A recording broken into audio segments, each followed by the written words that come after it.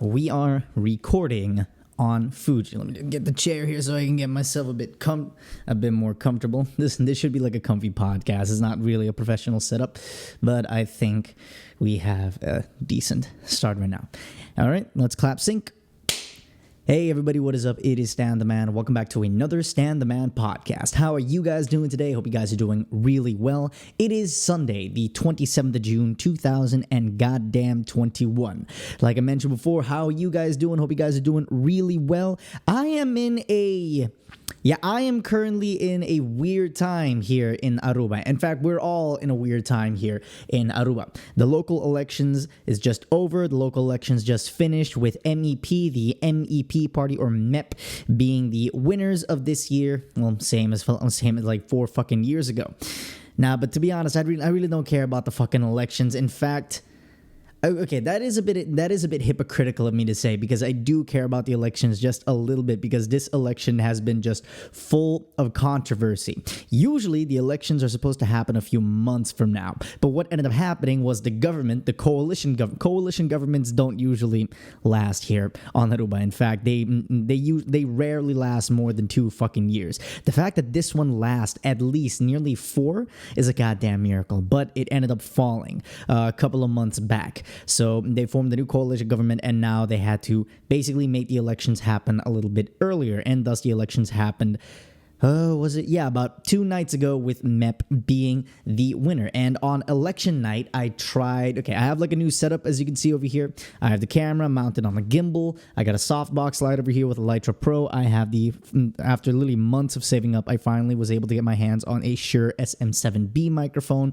I got a light over there. That's just a practical, but we'll get into that later. But for now, let's just continue. I have like my notes over here. So I tried to do like a little bit of a live stream to inaugurate the new studio by live streaming the election, and I got so fucking bored and tired that I ended up just watching it like halfway through and then just going to bed. It was the only way I could describe it. It's like a woman talking about her day. You know, you're just bombarded with all this useless information. All of a sudden, your head feels like a freaking bowling ball attached to your neck. You're freaking struggling to keep it up, like fucking. You're just struggling against Morpheus's sweet embrace. Your head just goes back and forth. So yeah, I think I lasted till about 11 p.m. before fuck this, I am going to bed. But I wrote down some bits and pieces that I remembered from the election. All right. One of the things, I have it written down right over here.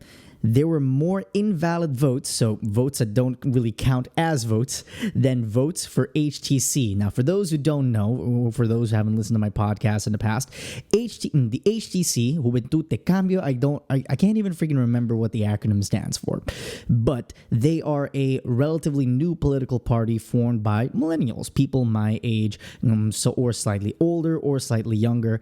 I don't freaking know. I just know that they are... Stupid is giving them a little bit of kindness, but I will get to that later. So yeah, there were more invalid votes than votes for HTC. So I'm guessing we're not getting a theme park at San Nicolas anytime soon.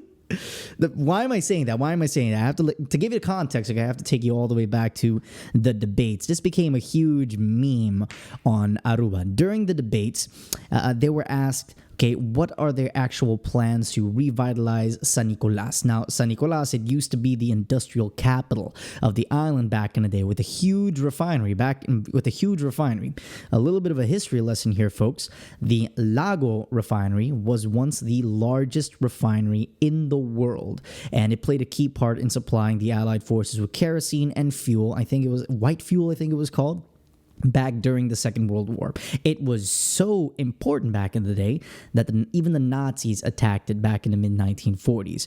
So, but eventually, as oil became a bit of a, I'm not saying a commodity, but as oil became less and less important, with global warming and everything, it just traded off, with multiple energy crises, it just traded off from company to companies, and the refinery ended up getting smaller and smaller and smaller. From what I remember, at first, it was the Lago company company. Then it turned into the Shell refinery. Then it turned into Coastal. Then I think Texaco got it once. No, Valero had it for a little bit. And then it's Citgo, and I don't know who's the owner of the refinery right now, but the refinery has been shut down since 2009. I don't really remember. I may as well be talking out of my ass. And it took a lot of life out of San Nicolas. San Nicolas is literally a former shell of what it once was. And multiple parliaments across multiple generations have been trying to, revitalize the city for the past 16 years now, I think. And all right, keep in mind, you have a huge refinery.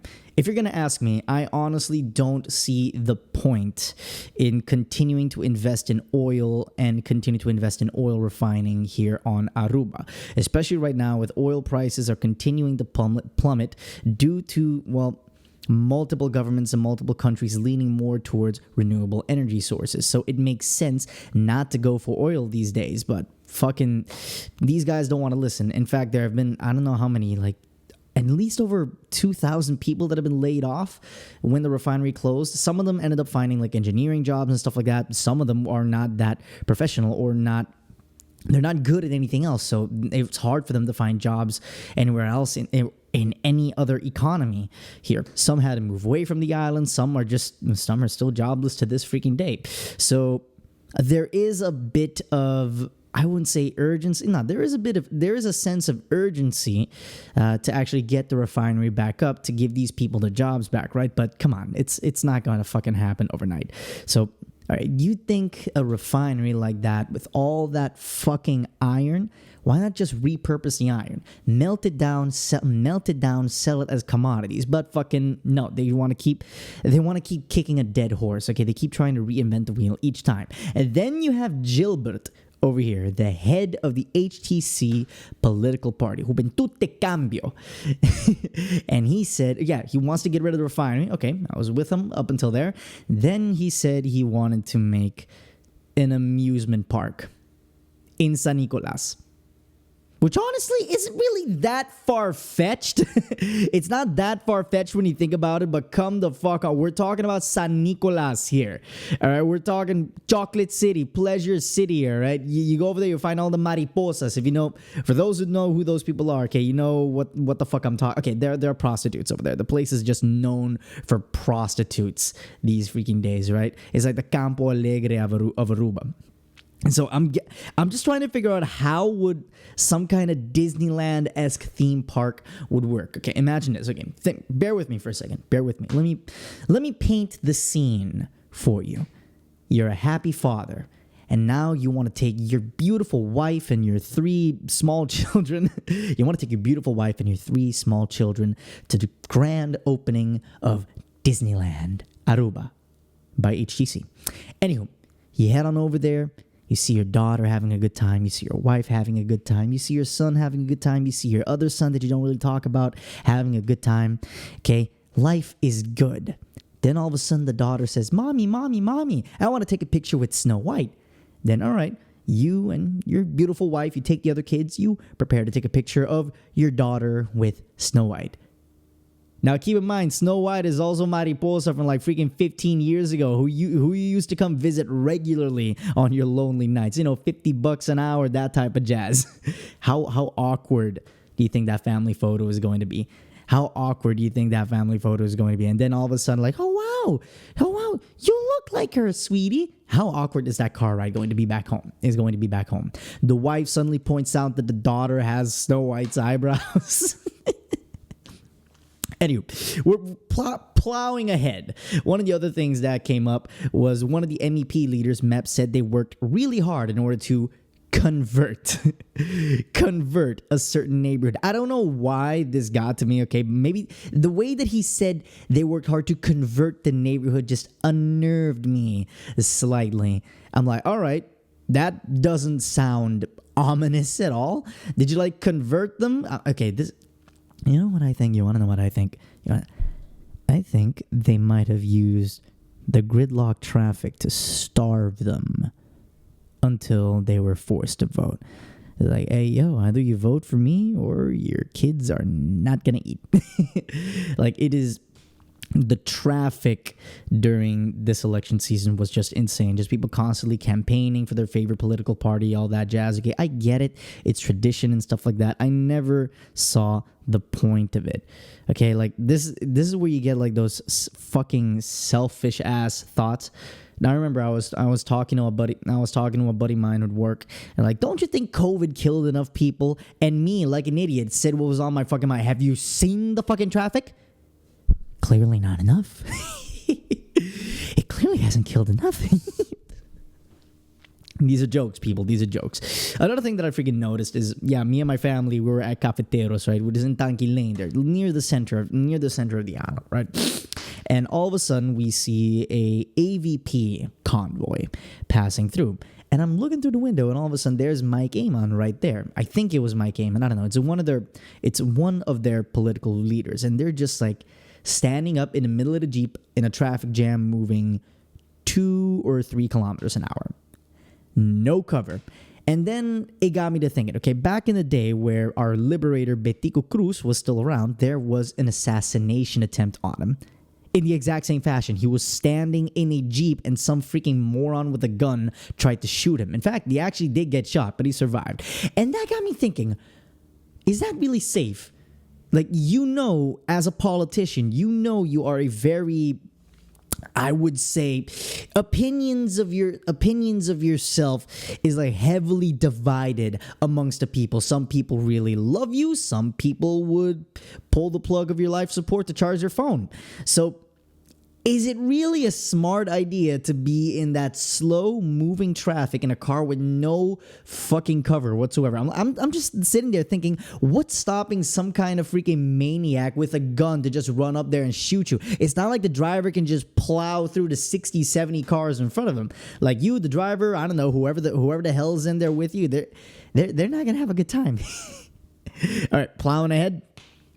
Not only is the traffic horrendous, okay? Yep. Not only. I already went to this. So yes, I remember this. Okay. So I'm just watching.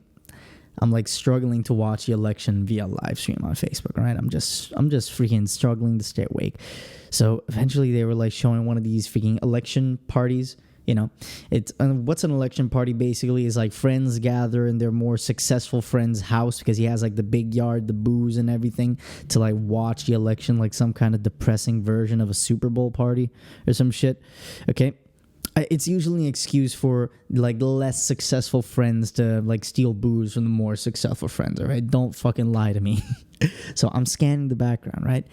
And eventually my eyes land on this freaking kid. He must have been like maybe 8 or 9. I don't freaking know. And I freaking related to that kid in that fucking moment. What do I mean by this? This kid is like sitting down. He looks shell shocked. He's got like the freaking the Full Metal Jacket fucking stare. Like the dude who before he killed the freaking drill instructor just freaking the whole freaking time. He does not want to be there. The kid looks shell-shocked. The kid looks like he just got pulled out of a bombed building. I don't think I should make that fucking... fuck it, it's already out there. These are jokes, people. Remember, these are jokes. Like, Christ, in that moment, I immediately felt this kid's pain because my parents used to do the exact same thing. They used to take us to like these election parties because babysitting back then was a taboo here. There were no babysitters in Aruba. Wherever you went, your kids went with you.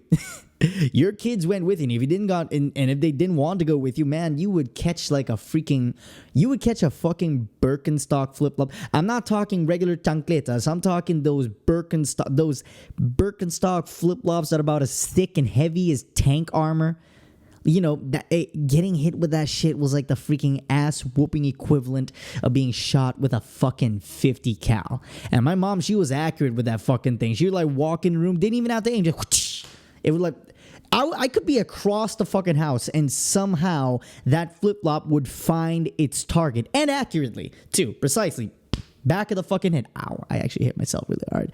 Anyway, now, I related to that kid in that moment, right? Now, give me a second. I am going to pause the recording so I can actually double check the camera, because this camera does have like a 15-minute recording time limit. I will be back to you in a little bit. Recording on Fuji. I freaking hope to Christ I am in focus. If I'm not in focus, ladies and gents, yeah, then I'm not in focus. I really don't care anymore. I'm just proud that I finally got somewhat of a decent setup going on over here. I'm just happy to be back on Aruba. Even though I freaking hate this place and I'm struggling to leave, I'm honestly glad to be back. I moved into a lot of things happened. Oh God. A lot of freaking things happened while I was gone.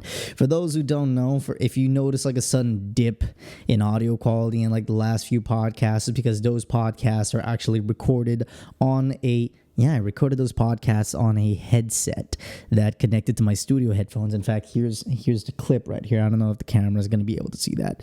Same as always, there's going to be two versions of this podcast. There's going to be a video version up on my YouTube and an audio version on Spotify or wherever podcasts can be found. I spent the last few weeks using some of the money that I saved up in Curacao, acquiring some shit. For example, I like photography. I bought a Lightroom Pro, which is lighting me up right now with a bit of softbox. I ordered the Shure SM7B, and in case you haven't noticed, I moved into a new apartment. Okay, this giant space right here is the living room that I'm recording in right now, hence why it's echoey as all hell. I might do some acoustic paneling, but I'm gonna have to ask the owner's permission, because remember, it is an apartment and it's supposed to be reused. It's not gonna be like permanent fixtures and stuff like that. I was able to get my computer and everything set up, but man, let me take you back to Curacao for a little bit. So, if all goes well, our buddy Tyson, a big-nosed motherfucker, right? He should be finishing his course right now. So, I was in the course to become a corporal, the korporalopplæring, the VVO, for my job. And yeah, shit ended up happening. I ended up getting COVID. And okay, so during isolation, I was actually having fun during isolation. Okay, things were going great. I didn't have any severe symptoms, but little did I know that my body was being destroyed from the inside, fucking out. Oh man, yeah. After quarantine, we just went back out. And we started with an 8-kilometer run at exam pace, right? And Christ alive, there was like no freaking buildup whatsoever.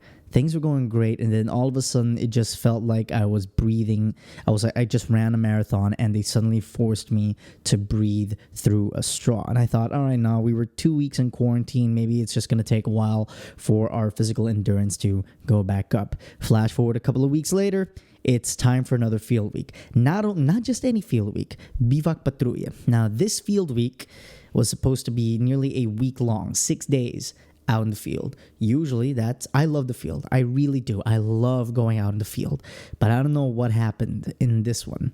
So we're doing a mock patrol ride with all our gear, with our Crusaders, which is this fucking huge backpack strapped to your back, right? Anybody who is if you're in any kind of infantry division, you know what the fuck I'm talking about. Those freaking backpacks that suck the soul out of your body. But it is kind of nice to like wear them over a long distance. And I'm getting off topic here. So we're walking, and all of a sudden I started noticing that I couldn't breathe properly. At first I thought, okay, maybe this shit's not strapped on my back, so I freaking restrapped it. Okay, took a break. I'm still not able to breathe. And me being the freaking stubborn idiot that I am, I didn't mention anything to my drill instructors. I did not mention anything at first. So I'm gonna be honest. I started crying at a certain moment, like, why the fuck am I feeling so goddamn weak? And I don't know what ended up happening. I took off my Crusader. I knelt down and I still couldn't breathe properly. Then I started to panic, and that caused me to hyperventilate, which already was not a good idea because I couldn't fucking breathe, right? I tried to stand up, my knees buckled, and that's as far as I can remember. The next thing I know, I'm in the back of one of our instructors' pickup trucks, and I'm at the main camp, and I got a cool vest around me. It's literally a vest filled with cold water to cool you down, okay? And yeah, they're asking me if I'm all right. They're taking my pulse, making sure. And I could not remember for the life of me what the hell happened. So how my colleagues described it was another colleague had a problem, one of the corporals and stuff like that, and once that whole kerfuffle was over, they just turn around and just see me with like a freaking we call it I think you guys call it canteens, we call it a veldfles. I have the freaking veldfles in a hand and I'm trying to freaking drink out of it, and I'm just like I'm shaking like a madman the entire time. So yeah, that wasn't fun. That was not fun at all. So I had to go back to base to get checked out by the doctor, and the doc said, okay, well, if you feel fine by tomorrow, I see no reason why you shouldn't be able to go to the field. Joe, ik, mij. My name, Stan, being the freaking idiot that I am, said, okay, now you know what? I'm not going to take it easy. I'm going to go back to the fucking field. Because why the fuck not? I've been working on a fucking 5-paragraph order for a week now. And somebody's calling me. Give me 2 seconds.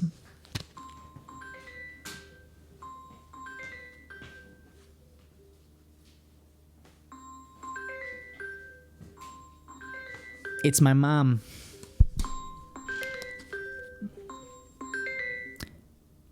Hey, ma. Boka sushi? Ablif? Boka sushi? Siguro. Hindi ko pa sa iba na boy buske. No, não sei se é mal. Que hora você andia com o cabelo? Dengan bisa pati mo. Ora, não, diz mirando, você para boy, ama, me da base da recording um podcast, or que miss, in fact, nada tinguendo boa. Quanto rato é daquela? Hey, bostem também zona mais deep que o normal. Mi tá papiando bem lugar. Quanto rato tá dura? Não, bos na boia, may buong pause e sige record this piece, basta iting editing. Okay.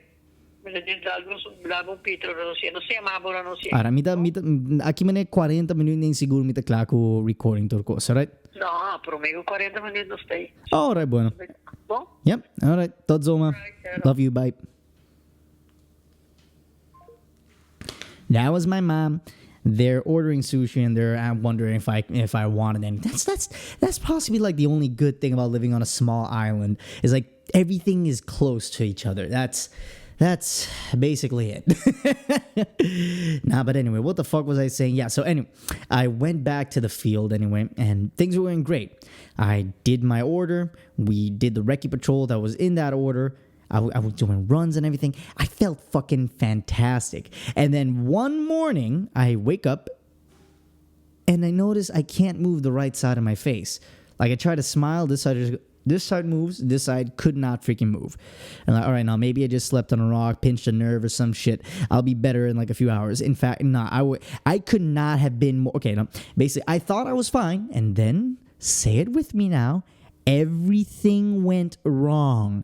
It just got worse and worse and worse until finally the sergeant major noticed that my face was freaking. I started looking like an inbred version of Sylvester Stallone, and then he looked at me and was like, "Yo, nah, get in the car, cool off for a little bit. Let's see what the hell's wrong with you." So yeah, a few days later, I am back at the dock, and yeah, it turns out I had Bell's palsy. Bell's palsy, okay? There is no official cause for Bell's palsy. Basically, to summarize for you, the nerve that controls the muscles in my face just decided to tap out. I don't know, say, hey man, you had COVID, you had a fucking heat stroke. I'm out this bitch. And like for freaking 3 whole weeks, I couldn't blink properly. I couldn't eat properly, smile properly. My buddies constantly freaking busted my balls because there's this one buddy in particular. I am glad he was not there to see this. He would have bullied me to an inch of my fucking life. Like every time I freaking smile, like, I look like the dude from Goonies going, "Hey you guys." I don't know, for those like following me on social media, you probably seen it before on Facebook or whatever. But yeah, that was not a fucking fun time. I think I never thought there's this permanent bump here in my lip that it's really hard. It feels like a soft, mushy rock. It feels like clay, okay? There's like mouth, and then there's this mass over here. Don't worry, they checked it out. There's nothing wrong with it. I just bit my lip every fucking time I ate. Because why? Whenever I would eat dish, okay, my mouth would open, but this lip would not move. It would look like so I would literally have to freaking stuff food down the other side, okay? And every time I chewed, I mean every single meal, I would bite the shit out of my lip. Now, keep in mind, just because this side of my face was, oh God, just because this side of my face was paralyzed, that doesn't mean that I couldn't feel anything. Oh man, just every time I would eat, like, And the bitchy thing about it is whenever you freaking bite your lip, wherever you bit your lip, right, it's going to swell up. It's going to be a bigger target and you're going to end up biting it again. That was literally the vicious cycle that I was in for like freaking, I don't know how long it lasted, 4 or 5 fucking weeks. Now, and you want to know and they prescribed me prednisone. Prednisone is a type of steroid, not big muscles steroid. No, it's literally a steroid that freaking raises your blood sugar. My face got all fucking puffy. It helped. Okay, I'm not gonna lie, it helped. Prednisone helped me out a lot, but I freaking hated it. I got the jitters. I had these freaking horrible twitches the whole freaking time. One episode I freaking remember. In Curacao, there's this huge-ass mall called Sambil, all right? And in this huge-ass mall, there was a Levi's store. And I thought, you know what? I've been saving enough money. I'm going to treat myself. I'm going to buy me a sweet-ass denim jacket from Levi. So we're in Levi, and I found this sweet-ass denim jacket that I really love. And I'm with my buddy. Let's call him Mr. Short, right? So we're over there. And I'm I'm talking to the cashier. So, oh no, it's a good. Oh, no. Keep in mind, he is in the changing room, right? He doesn't see me. He's in the changing room, right? And I'm like putting on the jacket, trying it on. The lady's giving me compliments, like, oh no. And I'm talking, and all of a freaking sudden, okay, let me show you how it went down, okay? Oh no, it's a really cool jacket. I really like that. That's literally what it looked like. Have you ever pulled a muscle in your neck? Have you ever pulled a muscle in your neck? Now imagine that feeling starting from like the seventh cervical vertebrae over here, going all the way down to the bottom of your leg. It felt like I was struck by lightning, just like that, and it was audible. And the lady looked at me like I was ready to pull out a gun and start a massacre right there. And I could just hear Short fucking snickering in the other room, like that. And he references that every fucking time we talk about it, every time I have a stutter, look, I speak faster than I can think. So I'm going to stutter a lot sometimes. And every time I'm stuttering or doing something stupid, he fucking reminds me of freaking that. In fact, all of my colleagues remind me of that. Okay, freaking one just said Bell's policy. He can't pronounce it right, so he calls it Bell's policy. Fuck off. Look, You don't need enemies with friends like that, folks. You just don't. All right, join the military. Look, if you have an ego, join the military because they will get rid of your fucking ego quick, my dude. Quickly. Christ alive. So yeah, another symptom I had from taking prednisone is that I couldn't sleep properly. I fucking hated that. I would literally take and they would recommend me to take prednisone right before I go to bed, because what would end up happening, it literally just causes all your hormones to go out of whack. So your brain will end up thinking, hey, no, it's a wakey time. It's wakey time. So the doctor recommended me to actually take it the second I go to bed. So at least I'll get 4, even 6 hours of sleep before my brain goes, hey, it's wakey time. It's wakey time. So yeah, that was the whole fucking dilemma. Christ alive, man. If you heard that freaking spritz, I have the thing that sprays air freshener. So now this entire living room just smells like lavender. So yeah, now my eyes, everything is good. My right eye is still a bit slow, but other than that, excuse me. Other than that, things are going hunky freaking dory. Now I'm gonna pause this real quick and move on to the next segment. Recording on Fuji. This is the behind the scenes, people. You know, it's kind of funny with all the shit that I have right now. I still did not get a Atomos freaking Ninja 5, which is an external recorder that I can actually use to bypass this whole bullshit 10-minute recording time limit that the XT30 has. Maybe when I upgrade to an XT4, but that's not going to happen anytime soon, okay? That's not going to happen anytime soon. If all goes well, I may be able to afford it, I don't know, in like freaking 3 months, but you know, I have rent to pay and that type of jazz. Anywho, plowing ahead. Nah, but Christ, like, and okay, so the whole COVID situation ended up getting us like so freaking bad that like the sergeant we had to do like another test at some kind of sports therapist or some shit, right? So we had to like run, and he was like taking we had to like run on treadmills and all that jazz. Meanwhile, they're just checking out our heart rate, our blood saturation, all our oxygen saturation, all that jazz. Okay, and the results were not that great. The results were awful. What do I mean by that is, yeah, the doc said, okay, we are not allowed to go above a heart zone 2 for about 6 weeks. And for the operating center in Curacao, that's a no-go. So we're in the middle of another field week, and the sergeant major tells us, yeah, I'm sorry, boys. It's over. You guys are going home. And of course, we felt pissed because at that point, we only had a month left in the course. And all of a sudden you're telling me that I have to go fucking back? So you're telling me like the last 5 fucking months of hard work, no freaking sleep, was for nothing? Goddamn, no, but they fought our case. We ended up getting a happy ending. So instead of being completely kicked off of the course, we are basically our course is on pause. Okay, the rest of the guys, the non-COVID dudes, they are going to finish it like normal, but we have to come back in November and finish it regularly. Okay. So in the meantime, I'm back. I feel like I'm at 100%. Okay, I've been running. In fact, actually, no, that's not completely true. I haven't ran in a week because freaking a bit more than a week ago, I dislocated my fucking middle finger. I'm starting to move it now. I'll like insert a video in like the video version of this freaking podcast, but I don't know. To summarize, like this side of 2021 just had us going through a lot of bad luck, but fucking I can like sit and complain about it all I freaking want. It's not going to change the fact that, hey, no, we got off lucky instead of like starting this whole freaking thing again next year, all over again next year. Okay, so we got off lucky. That is the silver lining here.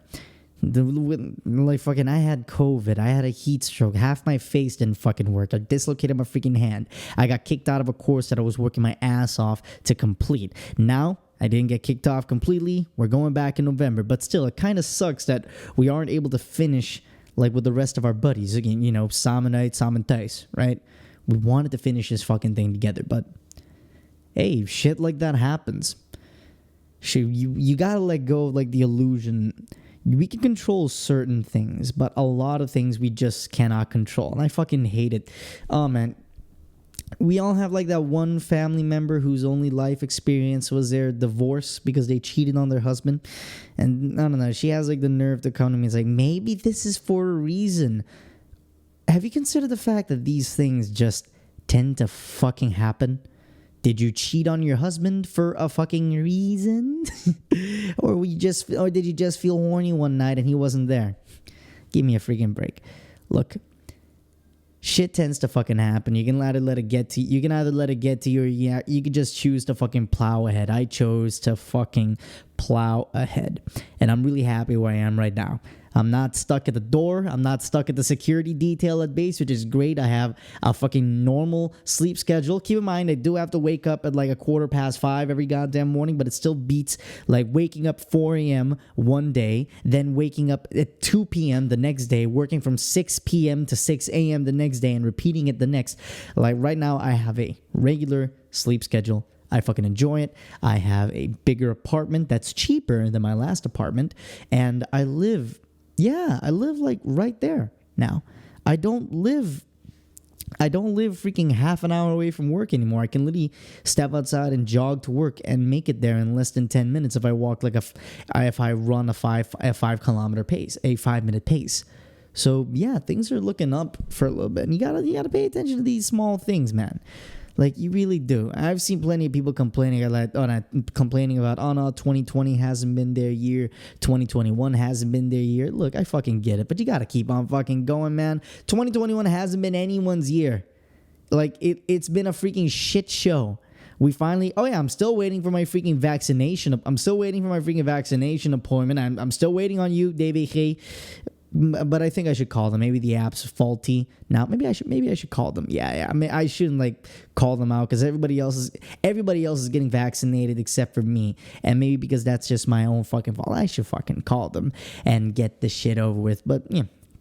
That's all that's been going on. That's all that's been going on in these last few weeks. Hope you guys enjoyed the podcast. Maybe next time I will have more to talk about it. But right now, I'm just here to keep things short, simple, show off the light for a little bit, show off the rest of the quote-unquote studio. If all goes well, and I'm hoping this all goes well, I might even have a guest on my next podcast. In the meantime, hope you guys stay safe, stay awesome, stay hydrated. This is Stan the Man, signing off. Why do I keep trying to wink at the fucking camera?